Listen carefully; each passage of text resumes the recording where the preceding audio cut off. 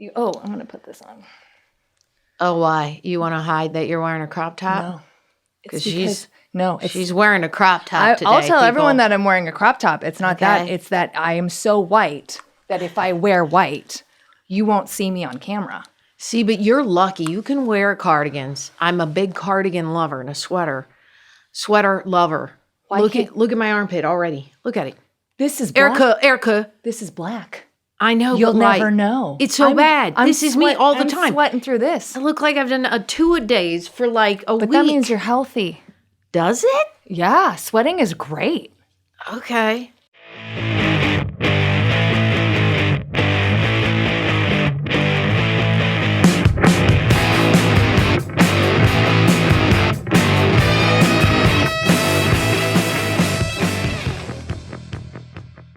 We're on the Rage Pod. Look, I'm here with Ivar. I'm here with Tara Erickson. Yep, we're here. We're doing the Rage Pod. We're talking the juice. Well, what I wanted to talk about really quick is I know that nails has come up before. Nails? That I've been painting my nails while podcasting. Yeah. Yeah, I want to know, are you doing gels ever? Yeah. Are you someone?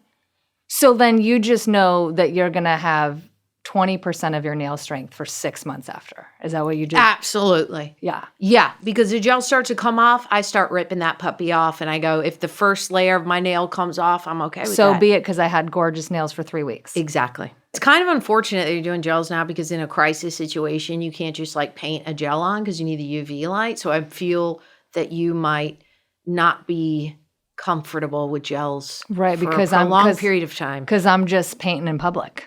Always. And literally an important event comes up, you will be found in a corner painting your nails. Correct. All right. We should move on. What else has happened to you recently? Yeah, what's that's made you mad? Love Island has happened to me this week, Erica. And it happened to you. Yes. It definitely happened to you. Oh my. It turned on your television. It forced you to watch it. It did. And cause whatever this is. Yes. Okay. It is an energy surge of life to watch 20-year-olds in bikinis and all the parts are out and they're just trying to find love, So that's what's happened to me this week. What do you think the fascination is all about? 20-year-olds with their parts out. Which, yeah, you said that. Trying to find love. Okay. When they meet, there's a few people that connect, right? They're like, yes. Then they kind of couple up. It's day one. And then they send in bombshells.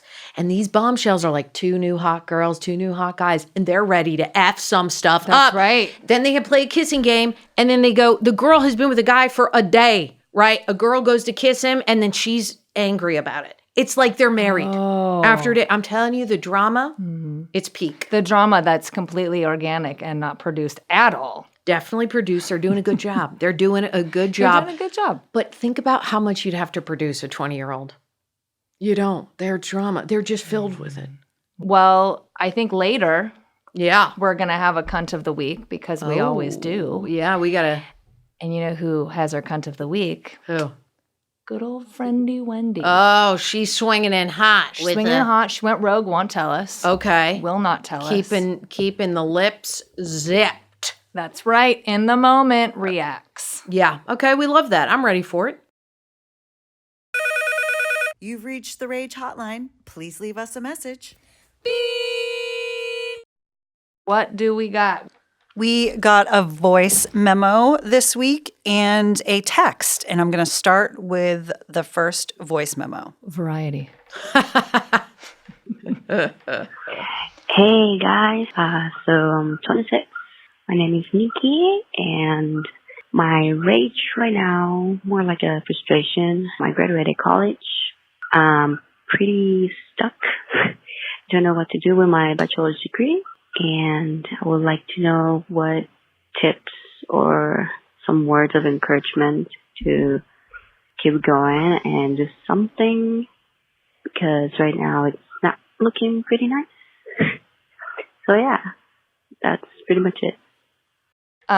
First of all, we totally see you. It's got to be really hard to come out of school right now. really hard. And like, just, I think it's very important to validate people's feelings. Like, if you're like, oh, this is a shit pile, it is. Yeah. But at the same time, we think maybe there's some things in our, very old age of experience. Maybe we can shed a little bit of light. Sure. I think number one, just know it's not always going to be like this. I think that's a very important thing when you're like in the middle of that shit pile. It shall pass. It shall pass. And it sounds like, oh, that's it. But it's like, no, it really, it's good to know that this isn't your new forever.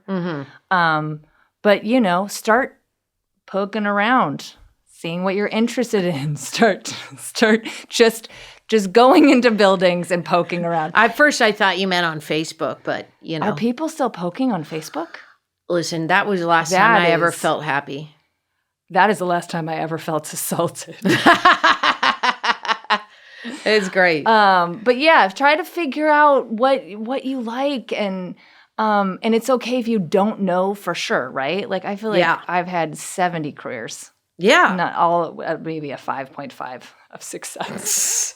Yeah, totally. I would say give yourself like a little room, a little grace, because like, even though you're saying you can't do a lot with your college degree, then go and think about what honestly makes you happy. And even if you're making, the lowest, like $10 an hour, which you're not gonna, but minimum wage, it's, if you can make it work that way, I think that happiness, when you get even older, you're just like, that's really all that matters. Just like, it doesn't matter if you're doing anything with your college degree. No, I would just not at say that what will change your life is to do things that actually give you a little bit of joy or make you happy. Agree. And if the thing that you find that you're excited about is really hard to get into, like i.e. anything in this business, or you don't know where to start and you do need to pay the bills, maybe start by trying to figure out what kind of a person you are. Like, are you someone that wants to just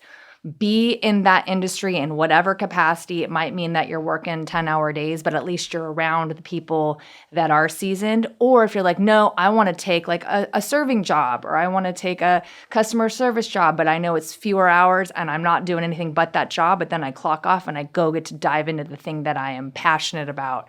And I can figure out what the next steps are for that.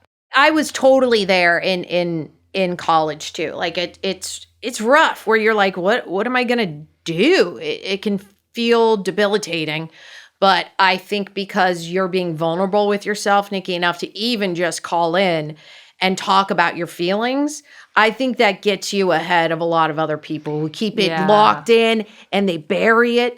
And then they just like wander around, like not telling anyone. So I'm really glad that you. And then they need a hip replacement at 40. Totally. Yeah, or a heart replacement. Why the hip?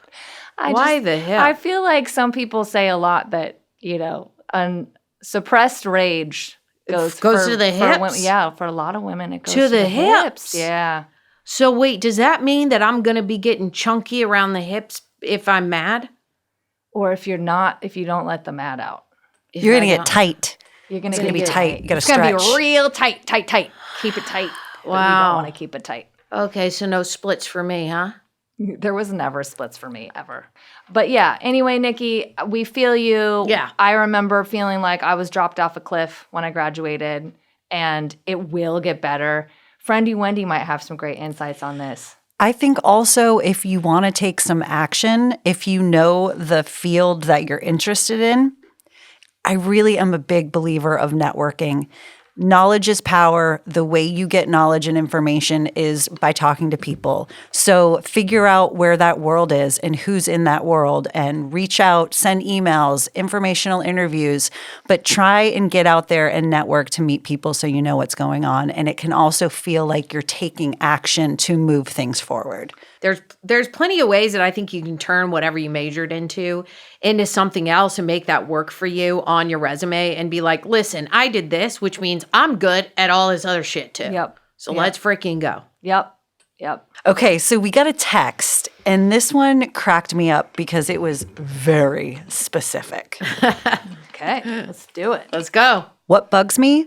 that people spend so much of their time obsessing about ridiculous Marvel superheroes or Star Wars characters, distracting themselves from reality and devote no time to learning the epic true story of the rise and fall of the Byzantine Empire.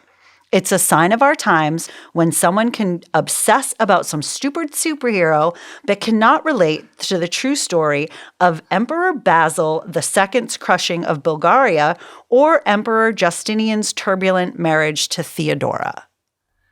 Well, I finally feel seen. What in the actual fuck? I know, but I was like, well, I got to drop these names into ChatGPT and see what I find out. Like, I remember learning about the Byzantine Empire in high school in world history. I do not. Shout out Mr. Williams, but I don't really remember specifics. Were they the Huns? Like, I No, I don't think so. I think skip it. No, I don't think. Yeah. So this dude was just, it's giving Game of Thrones, like ruler, shockingly brutal, awful, awful, awful. And then Emperor Justinian ruled in 527 to 565 AD. But the real star of the show is Theodora, which was his wife. Okay. So Theodora was one of the most extraordinary empresses in history. And back then, during these times, women didn't have surnames. They were just like Theodora, Beyonce, Madonna. So that was just all who she was. So listen to what Theodora did. She banned forced prostitution and cracked down on human trafficking, created safe houses for former sex workers. She gave women more divorce rights and protected their dowries, strengthened laws against rape and sexual assault, expanded property rights for women to inherit and own assets. She supported religious minorities. She co-ruled as Justinian's political equal. And she saved his reign by refusing to flee during the Nika riots. And then I went down the whole rabbit hole of the Nika riots. It's a whole other thing. Okay. Well, first of all, can she come back? Right? What the heck? She did a lot more than we're doing now. Yeah. Like, we need her right now. That was a lot. And she lived, for her time, she lived to be about 48 years old, which is That's very old for like a long And they think she succumbed to cancer. But I was just so impressed by all this stuff. And I really kind of liked this text because I did go on this whole journey of learning about her. And because of all of the stuff that she did back in her day, I'm nominating Theodora as our cunt of the week. And Hell what, yeah! Hell yes! And what does that stand for, guys? Take it away. Courageous, unapologetic, notorious, 10 of a woman. This lady, so you said she was advocating for assault and rape? Like Protections. Protections? Yes. And we are, in some states, removing the word consent from sexual education. Wild. And this was what year? I'm not good with years. I would be like, oh, was this 1950? Right. When was the Byzantine Empire? This was during 527 to 565 AD. Definitely wouldn't have gotten Okay, that. so when we say that we are regressing, we have massively regressed. For sure. This was in 527. There was just 3 numbers. Totally. 3 numbers. Wild, right? Wild. I mean, really, I'm serious. Can we somehow bring her back? Bring her back from the dead. Yeah. Yeah. Fuck some shit up. You know, we need to find the book from Left 4 Dead, that movie, where they go in the book, you say a thing, you're like, blah, blah, and it brings back the dead. We could bring her back. We'd get a lot of zombies at the same time. But she'd know what to do. I feel like she would take care of them, you know, and then as long as we keep her solid, Yeah. solid choice. I mean, I feel like nowadays, like, one of the things that she did might get done in a period of 100 years. Like, one of those. I her agree. list of like 10 things. Yeah, but she was killing it. Only had 48 years. She got to work. Yeah, she did. Let's go, girl. We had such a great conversation with Jennifer Cox, who we call J Cox, not approved by her, not sanctioned by her, No, not. but we still call her J Cox. She'd like it. She's into it. She's so cool. Yeah, I she's think she'd be awesome. cool with it. She's the author of Women Are Angry and also has her own podcast, Women Are Mad. Yeah. And she's just great. She's smart. She's funny. She's British. She has all the components of what you want. Anyways, we had this great conversation with J Cox. Yeah, we did. And it was so good that we wanted to break it up into 2 parts. And this is the second part of our interview, Let's go. talking about female rage.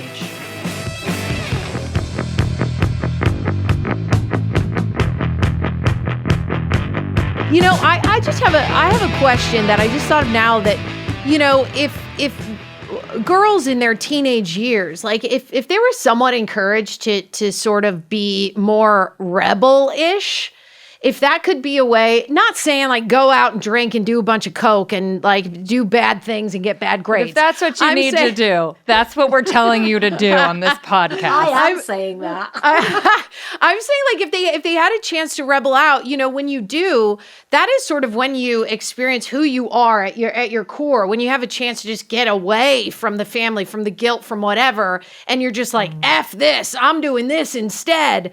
That I feel like that could be a possible way to sort of deconstruct all of that, like the guilt and the rage. And I'm sure there's a way to do that healthily and not end up, you know, like in a ditch because you drank too much. I'm saying there's probably a happy medium. Like go have a drink, maybe do this thing, maybe rebel a little against the ideas of like, I'm not going to talk in this marriage because I can't set him off. And that makes me so upset. Like that's something that I saw on Married at First Sight. And I know, I watch too much reality. I literally wanted to reach through the screen and strangle her because for me, I'm like, she's like, I don't know what I'm going to say in this therapy session because we don't know. I don't want to set him off. And I'm like, set him off. Set him on fire. Like, are you kidding me? I would be livid. Like there is not a word that I would not say to a person who is making me feel uncomfortable.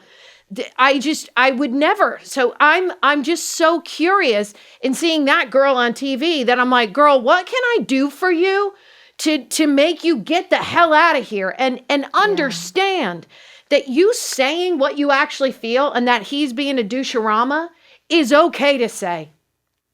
And I wonder if there is like a connection, as you say, between the teen girl who can find this rebellious place and like learn kind of where it is, you know, learn how to get there, whatever that looks like for her, and can somehow hang on to that part of herself into the teen years, right? Beyond the teen years and into these kind of, you know, married ones. Because I think these days as well, and I do think it's possibly the same in the States from what I've read since the pandemic, young teens and kind of, you know, early whatever's 20 things are not going out as much. It's almost like they've kind of lost that. And it's definitely the case here. It's like the digital divide too, right? Yes, the isolation, like, and it's not the same connection. No. But it's become so normalized, which I understand. You can't just like, we don't use buggies to get around anymore. I've accepted it. I have a car.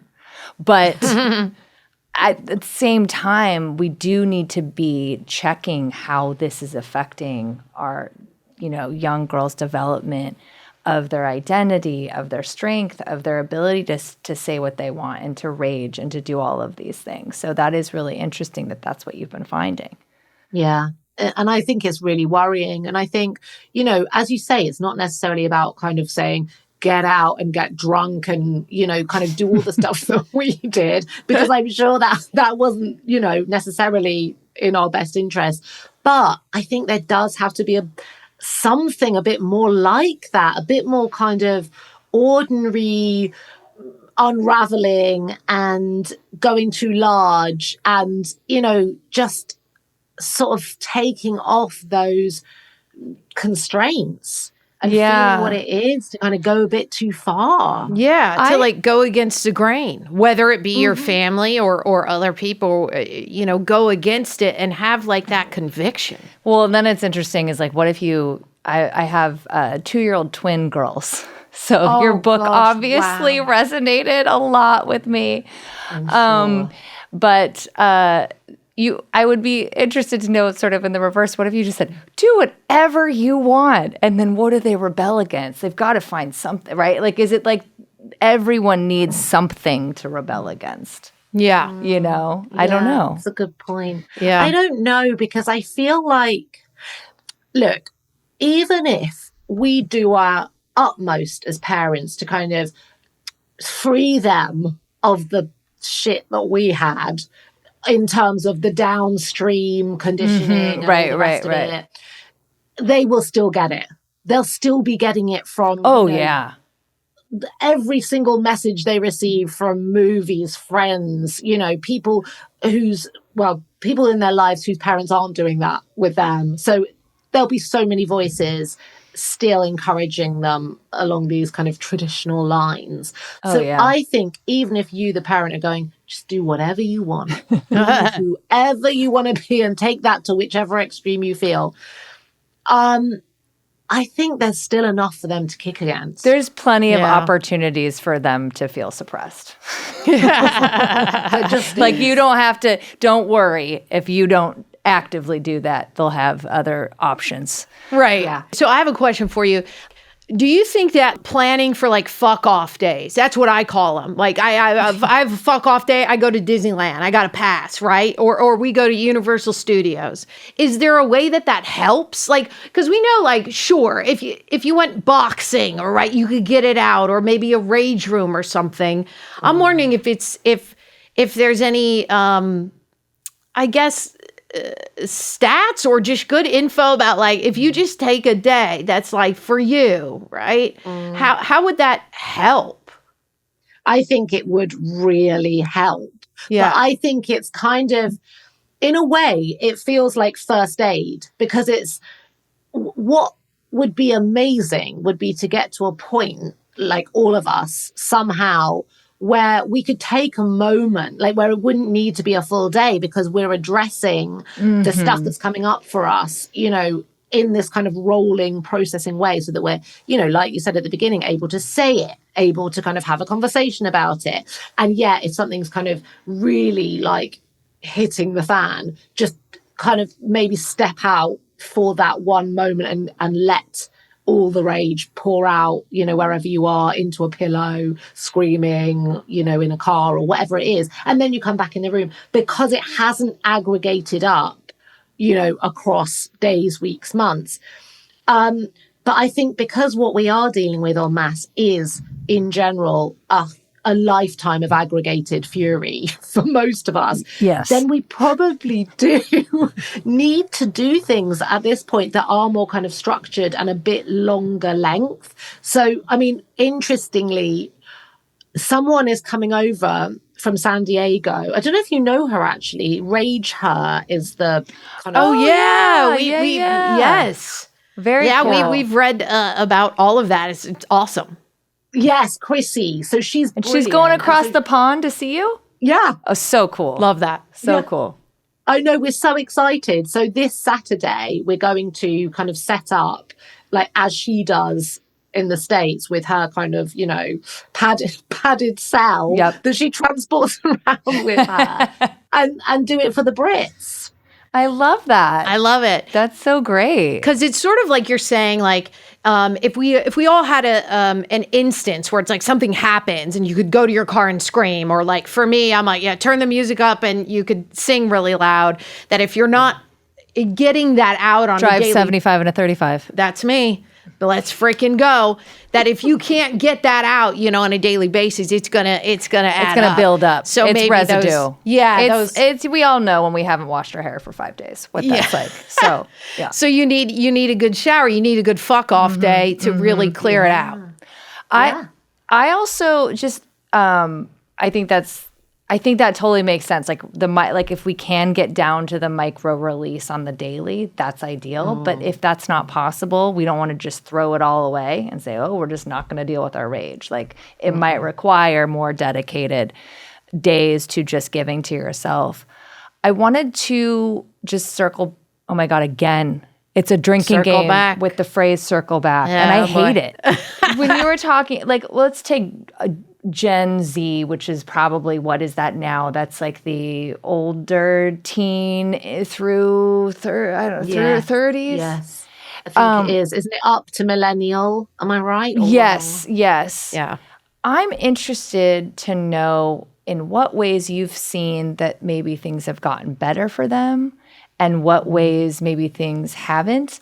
And I think something that I have noticed when sort of looking at the younger populations, I think to your earlier point, right, about not going out as much, I see a lot of rhetoric. I see a lot of like talking and like there's posting and there's, we're messaging out into the world this idea of what we want and who we are. But is that translating in reality?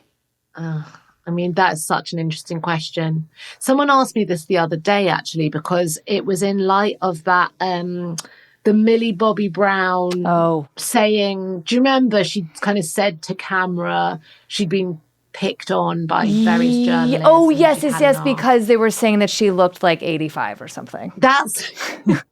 I was like, God, that's the one. She didn't say 85. That was just an exaggeration. But yes. That she's she is not appropriately dressing for her age or along those lines. Exactly. Right? They had a view. Yeah. They had several views. Yeah. And this journalist said, do you think this is a sign that actually younger women are getting better at speaking up and saying, you can't say this to me and I won't have this and you're being inappropriate and that kind of thing. I sadly do not see that translating out into the kind of real life population, but maybe it takes time and maybe you need to see it modeled kind of all over the place, by your mother, frankly, as well as by these celebrities. Writing that down. I do think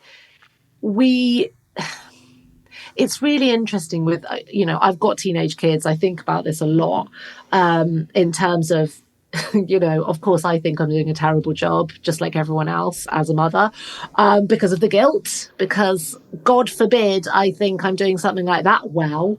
But I am kind of sort of torn in this place of how much, let's say, kind of helicoptering do you do? How much like overseeing? Right. And how much just leaving to their own devices? Like what will yield best outcome for them? Because the world they're growing up in is a mess. It's a trash hole. It's a trash hole. It's awful, isn't it? Mm-hmm. So does that mean the best way of helping them is kind of not protecting them, but sort of standing by them more, intervening more, like being kind of more active supports? Or is it better to just go, I mean, I just don't get any of this, so off you go. You probably do it better than me. Good luck. Frankly, is what I do. And it's an experiment, isn't it? I mean, we'll see. So I want to ask you, okay, so what if there's a person that says, I don't want to get rid of my rage because they like it, they're used to it, it makes them feel safe. They're used to the guilt and the suppressed anger, and they identify with it, right? It's almost like, well, this is my identity. How do I let it go? That's such a good question. I mean, I think we have to look to the body. Like, if they're convinced that, because the thing that I think most women feel that I've met is, I'm not angry. I'm not an angry person. I'm really anxious, or I cry a lot. That tends to be where they go more instinctively. And so what I try to kind of gently do over time is ask them to kind of think about where they're keeping these feelings in their body, because often we've pushed it down so far away from our mind and our consciousness that it really is only sitting in these parts of ourselves that, we might then call something completely different, like, backache or migraine or, like eczema or whatever it is. And actually, in getting people to kind of connect more of their feelings, their kind of, psychological version feelings with their somatic body feelings, actually, it kind of, you don't have to do much by way of going, yeah, I think we should look at the way that you hold on to your, guilt, anxiety, anger, whatever form she holds it in, because it kind of gets done automatically. Just those conversations where you're starting to make associations between, do you think there is connection? You know, you've come in here with a terrible, like, I don't know, shoulder pain for the last 6 weeks. And also, you know, your mum is expecting you to look after your dad and take him to hospital appointments, you know, because she doesn't want to. You know, There's probably a just wondering connection. You know, in a way, we glorify and romanticize stress, No, that's but true. we don't with anger. And really, how different are they in terms of And like they're the not impact? different. They're not. Yeah. No, But and stress, chemically, they're not. right? Stress is fine. Oh, you're working, you're doing stuff. Like you're out there, you're productive. Anger, you're a problem. Yeah. Right. Yeah. Yeah. Especially for women, because Especially it's for women. ugly, it's It's witchy. so unattractive. How do you start? Like if you have a patient that comes in and is like, yeah, I don't really get mad. I think you do probably have to go back there, because she's going to keep circling back, as you say. We've got a runner and our We love guest it. is into it and Good we love that. callback. I think she would keep being so adamant that, you know, if you tried to kind of draw her attention to anything more here and now, in terms of stuff she was saying, you know, even if she was being very defensive about, oh no, but I love that person. I love them to bits. Do you have that expression in the States? I love Oh, someone to yes. bits. I'm so suspicious of it. I'm just, oh, you hate them then? My mom's a psychologist. So I have twin girls and my mom's a psychologist. You know what that means? I'm fucked. Yeah, that's tough. Oh, I feel for you. So thank you. I feel like you probably understand that on such a level. So I knew what I statements were when I was like 2. But so, you know, but saying that, like, I feel like when you did this thing, you know, that is available and it's okay. It doesn't mean that you're saying that this person is terrible. No, But we're so really often doesn't. qualifying, right, as women, you know, like, okay, but I'm just going to say this thing, but it doesn't mean that, you know, you And hear it's probably all- me and it's probably my problem. Right. And, you know, tell me now before I've even said to you what the issue is, that I'm the one that's wrong. There's a whole qualifying preamble, always. I wanted to ask real quick, like for different communication styles, which I've experienced, like between people, what would you like recommend to ease that frustration to get past it? Because you know how you can have two different styles, and I'm like, what helps with that? I was going to say, as a joke, writing a letter to your younger self. I love it. Oh my God. I need to journal every day that I end up in conversation with people where it's like, you're not getting it. And so let me just pull talk out to just real quick. I gotta write my this is to 2-year-old my self. 5-year-old self. Just If you could remember- just read that and just know that whatever you say, you're saying to a 5-year-old. Yeah, exactly. Oh, and you dare still say that. Right. Right. Isn't it? It's actually pretty aggressive. It's like some of what we are trying to get back to is what is innate to being a child. Like, Yes. I don't want that. Please don't do that. Right. I'm mad. Yeah. I mean, that's the other thing. For women to not have rage be accessible to them, my 2-year-old girls, and they've been this way for a while, like they will have tantrums. It's not like Ben and I are having tantrums every minute of the day that they're just mimicking our behavior. They are actually frustrated, right? So then if girls aren't supposed to get mad, where does that come from? You know, tantrums are seen in such a negative light, Yes. aren't they, by us adults? And they can be embarrassing and inconvenient and all the rest of it. But I'm thinking, I actually wonder if we should be encouraging them, especially for girls. Right? Go yell in that room. Yep. Hit that pillow. Let's get it out. I think that's important. I mean, so we only got like 5 minutes left. We want to make sure that people know where to find you. Yes.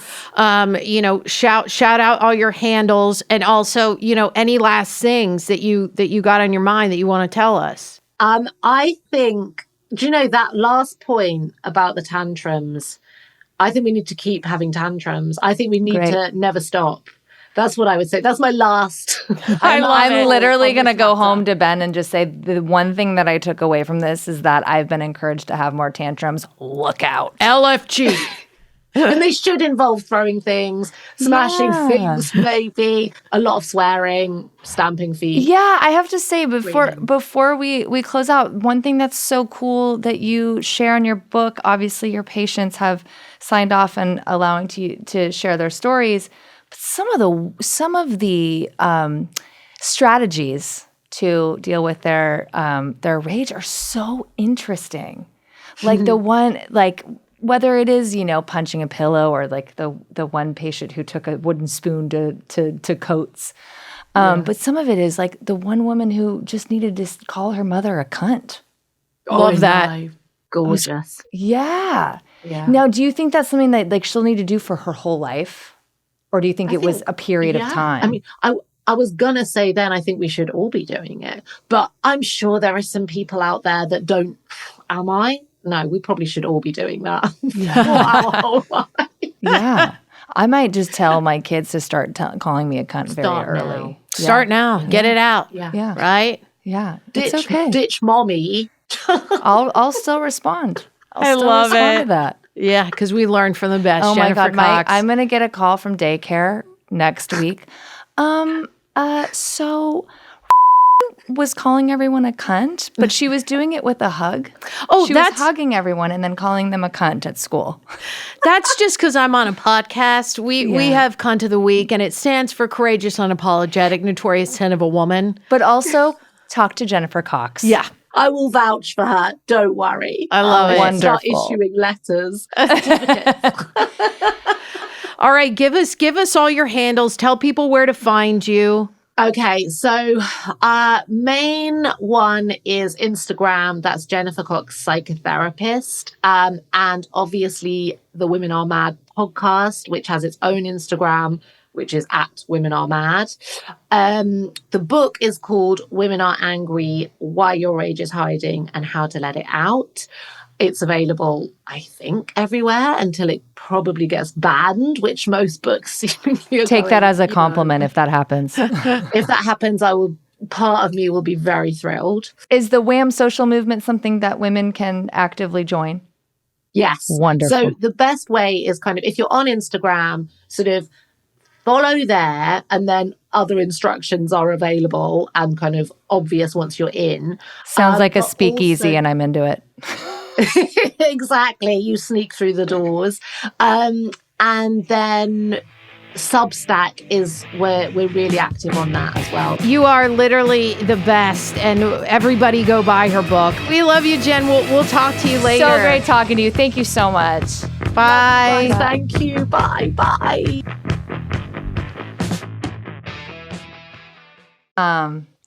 Well, turns out she is smart. Maybe too smart to be on this podcast. I'm just kidding. We're so intelligent. We're a 10 out of 10, Erica. I feel like if I took an IQ test, it would be so disappointingly low. I'm kind of with you. Kind of with you. My IQ. Kind my of. IQ. I'm I love kind of with you. Yeah. No, but like Jennifer Cox, she is. Let's just skip. Doesn't explain why. Not going to explain why. Doesn't explain why. We're gonna skip it. We're gonna just say that thanks to Jennifer for being on here, because she's a badass. She is. And I love that she answered all of our questions. Go buy her book. And Women Are Angry. Go follow her and her podcast, Women Are Mad. Yeah, she's the best. Let's roll that neon hippie ad. Either you're a teenager and you have too much oil, or you're reaching menopause and all you want is oil because you lose it as you age. fun. Yep, finding skincare that works for you is a toughie. Except that we found the unicorn, Neon Hippie.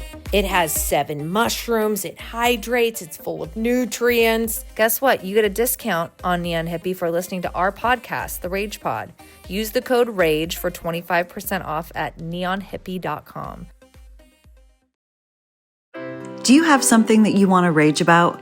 Call the hotline and tell us all about it at 213-293-5995. You can leave us a voicemail or send us a text, and we'll share it on the pod at 213-293-5995.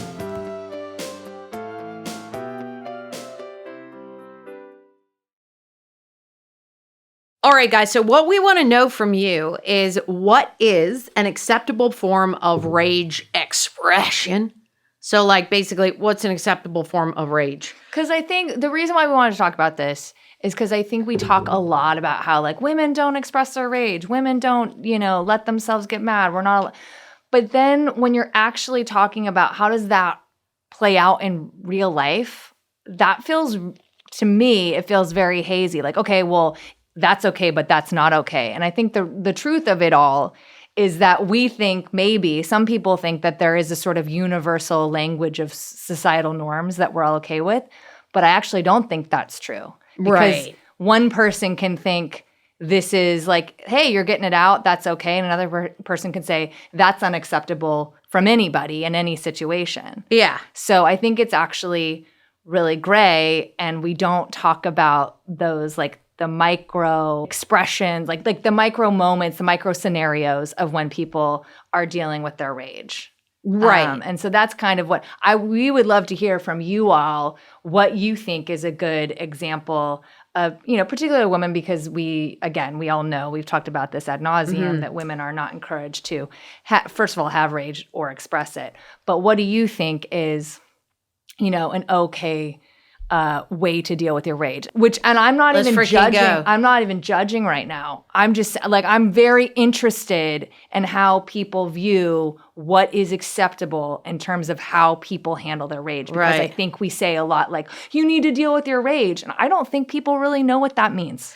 But also, too, I think it's a matter of who are you with, and do you feel safe enough to lose your mind, or are you repressing it? Yeah. When we had to have the house tented for termites and Sunny went up the chimney, Sunny's my cat, and we couldn't find Sunny, and the guys were coming, and it was this whole big dramatic thing, and I went to pick her up, and she scratched the fuck out of me, and I screamed and lost it right into Brett, my landlord's face.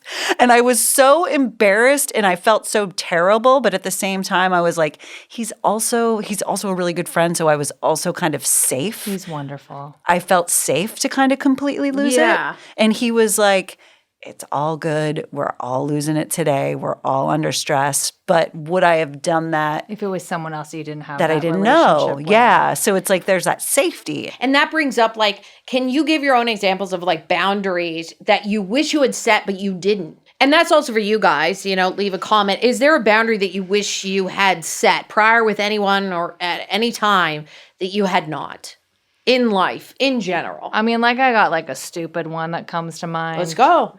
I feel very strongly about this. I should have laid down the boundary with our laundry on pre-treating. You've got to fucking pre-treat. I'm a big pre-treater. Thank you. Thank you. For the people in the back, if you've got a stain on your clothes, if you don't pre-treat it, don't come crying to me when it's not out. And you have to have patience with pre-treating because sometimes you got to let it soak for a couple days. You gotta let it soak. You gotta let it lift. Gotta let Wow, it lift. did you hear that tone? Yeah. Sometimes you gotta let it sit Yeah. for a couple and of guess days. what? That tone resonated with my tone. Okay, I'm because of in. pre-treating. Yeah, because Okay. you know what? If somebody puts their stained clothes in the laundry And doesn't pre-treat. and it comes out clean, I'm convinced that there's a little laundry gnome in there in the machine pre-treating it. Or they have the most fucking expensive washer of In all the time. world. And either way, I'm not cool with it because they're probably not paying the gnome And also they're getting rewarded for bad behavior. End of story. Case closed. Tell us what you're not going to burn out this week with. What helps I you? need to, it's been a minute since I've worked out, so I need to probably play some tennis. Okay. Because I like that because I'm not on my phone. Yeah, For I love that. 90 minutes not on my phone. Fan-fucking-tastic. No phone. Okay, that's what we got to do. That's what And we're all on. endorphins. It's a combo. Yeah. Focused on the thing that you're doing, so you're present, endorphins, no phone. See, now that comes back to a boundary. I'm just going to say this real quick because I know we got to go. You don't like tennis. I like that part. I like that part. But I'm going to say in the present, if I get into somebody's car and it's wackadoo wild messy, Oh, God. that's a boundary for me. I want to get right out. I want to get right out. I want to That's get why she's right never out. been in my car, ever. And I don't think you've ever been in mine. It'll be a bad scene. It gets built up. I get that. And then I clean it. Like, it's not perfect. But when it gets really bad, I'm just thinking, what's going on here? Okay. It makes me think of the movies Wrong Turn, and they're cannibals, and they're really just their cars. Well, we live with cannibals, so that makes know. sense. It's children. That's it. That's all I had to say. Anyway, should we count? Do you want to count us out? Oh, let's count it out. I forgot my pillow. I'm going to scream into my overalls. Ready? Let's go. Breathe in. 2, 3.